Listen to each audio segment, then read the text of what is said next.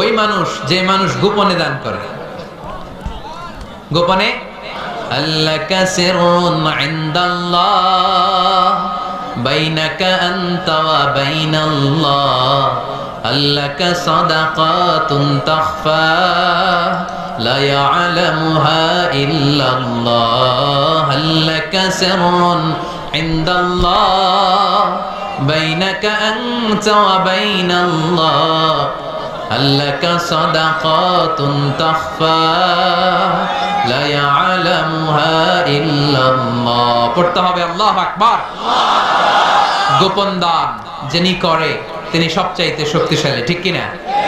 এজন্য মাতোয়াইলের ভাইয়েরা গোপন দান করতে রাজি আছেন নাকি? অমুক ভাই বিশিষ্ট সমাজ সেবক 2 লক্ষ টাকা, বলেন মারহাবা। এইভাবে দান করবেন? মারহাবা করলেও আছি, না কইলেও আছি, ঠিক কি না?